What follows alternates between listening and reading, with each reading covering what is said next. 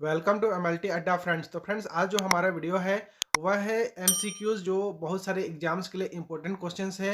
Urine analysis, साथ में other जो बॉडी फ्लूइड्स होता है उससे रिलेटेड एंड हेमेटोलॉजी से रिलेटेड कुछ बहुत ही महत्वपूर्ण एमसीक्यूज मैं लेके आया हूँ। तो फ्रेंड्स, चलिए अपने नॉलेज को बढ़ाते हैं और देखते हैं। आज का हमारा पहला क्वेश्चन है, urine that is dark red और पॉट वाइन इन कलर में be caused by. Option number A, lead poisoning, B porphyria, cutanea, टैडा, एंड सी है alkaptonuria, and option number D haemolytic anaemia. तो फ्रेंड्स, वह कौन सा कारण होता है जिसके कारण जो यूरिन होता है वह डार्क रेड या फिर पोर्ट वाइन के कलर जैसा हो जाता है? तो इसका जो करेक्ट आंसर है फ्रेंड्स, वो करेक्ट आंसर है आंसर नंबर बी, पोरफारिया क्यूटेनिया टैडा। तो जो पोरफारिया क्यूटेनिया टैडा एंड इरिथ्रोपोएटिक्स पोरफारिया प्रोडक्ट्स जो होता है वह सफिशियंट होते हैं Europe porphyrin to cause dark red urine. Next question number second. A brown or black pigment in urine can be caused by। किसके कारण जो यूरिन होता है वह ब्राउन या फिर ब्लैक पिगमेंट्स होते हैं? ऑप्शन नंबर ए है Gantrisin, B phenol sulphthalein, and C rifampicin, and D melanin. तो जो इसका करेक्ट आंसर है फ्रेंड्स वह है जो ब्राउन या फिर ब्लैक पिगमेंट्स के लिए जो यूरिन के जिम्मेवार होते हैं वह होता है मेलेलिन।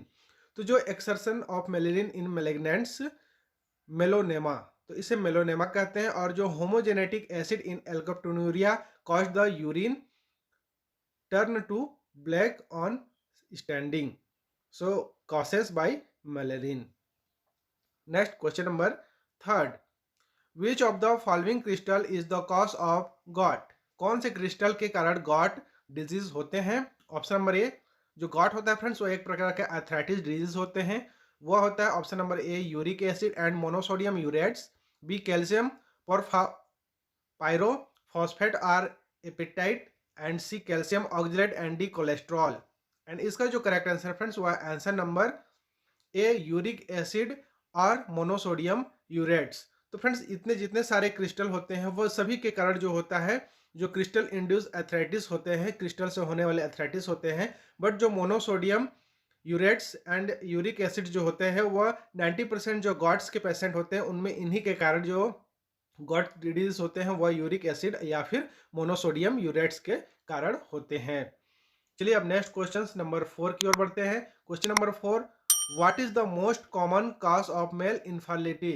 तो मेल में जो बंध्यता अर्थात जो मेल इनफर्टिलिटी का जो कारण होता है वो कौन कौन सा होता है? ऑप्शन नंबर ए है mumps, B Klinefelter syndrome, C varicocele, and D malignancy. तो फ्रेंड्स, इसमें जो करेक्ट आंसर होता है वो होता है वेरिकोसीसेल। तो फ्रेंड्स, जो वेरिकोसेल होते हैं उसके कारण जो वेन होते हैं उसमें हार्डनेस हो जाता है। जो हार्डनेस के कारण जो ब्लड सप्लाई होता है वह एड्रिनल वेन से ना होके वह कहाँ होता है? सेमिनल या स्पर्मेटिक वेन पे। तो जो वेरिसेल होता है वह hardening of the veins that drains the testis, this cause blood from the adrenal vein to flow into the spermatic vein, and mumps, Klinefelter syndrome and malignancy, इन तीनों के कारण जो होता है वह टेस्टिकुलर फेलुअर होता है। तो इसमें जो मेन कासेस होता है वो होता है वेरिकोसिल, जिसके कारण जो वेन होते हैं उसमें हार्डनेस आ जाती है। नेक्स्ट क्वेश्चन है, which of the following stain is used to determine sperm viability. तो स्पर्म का जो विएबिलिटी होता है उसके लिए कौन से स्टेन का इस्तेमाल किया जाता है? ऑप्शन नंबर ए है eosin Y, B haematoxylin, C Papanicolaou, and D methylene blue. तो ये चारों स्टेन में से जो स्टेन होता है वह स्पर्म के जो विएबिलिटी अर्थात लिविंग सेल्स की जानकारी के लिए कौन सा स्टेन का यूज किया जाता है? तो इसका जो करेक्ट आंसर होता है वह है योसिन वाई।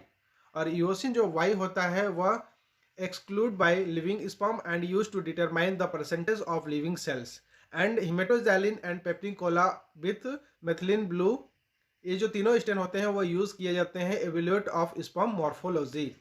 स्पर्म के मॉर्फोलॉजी के लिए ये तीनों स्टेन का इस्तेमाल किया जाता है, और लिविंग जो सेल्स की जानकारी के लिए उसका परसेंटेज ज्ञात करने के लिए यूसिन वाई का इस्तेमाल किया जाता है। नेक्स्ट क्वेश्चन है, hepatitis B virus can be transmitted by. तो हेपेटाइटिस जो बी होता है वह किसके किसके कारण ट्रांसमिट होता है। ऑप्शन नंबर ए है acupuncture, B tattoo, C sexual contact and D all of this एम्बो। जो ऑप्शन है वो सभी ऑप्शंस के कारण।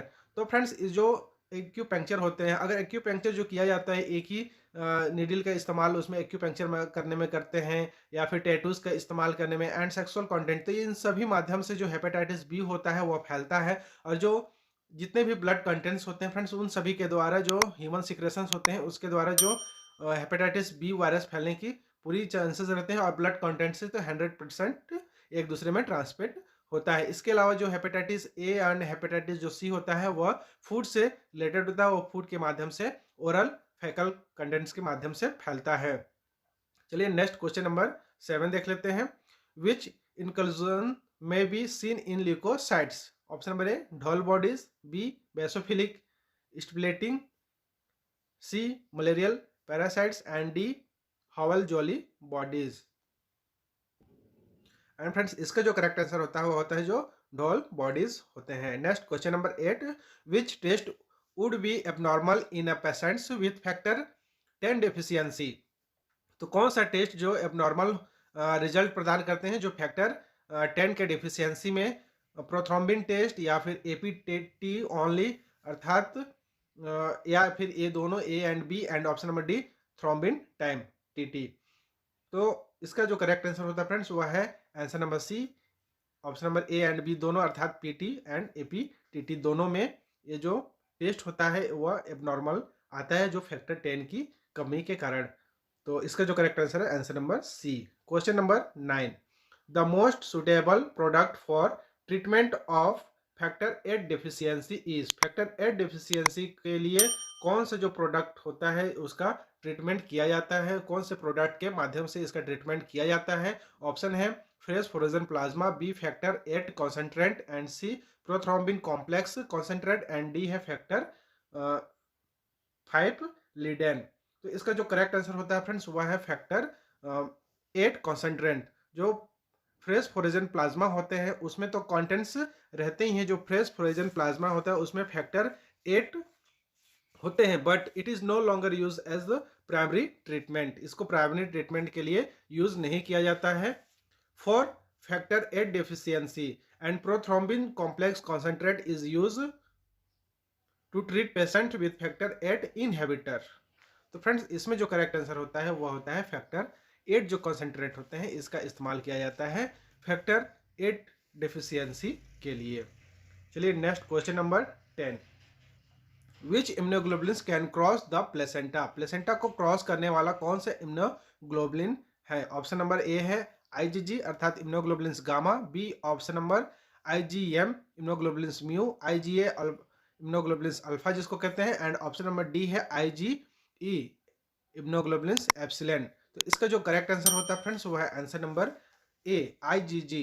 जो इम्यूनोग्लोबुलिन्स गामा होता है वह प्लेसेंटा को क्रॉस करके जो फिटल्स होते हैं उसके माध्यम से उसके मतलब सॉरी उनके तक पहुंचता है। ओनली वन आईजीजी जो क्रॉस करता है प्लेसेंटा को, और इस प्रोसेस के लिए जो रिक्वायर्ड होता है, this process required recognition of the FC region of the immunoglobulins by placenta cell. और ये जो प्लेसेंटा सेल होता है this cell take immunoglobulins from mother's blood to secrete fetal bloods.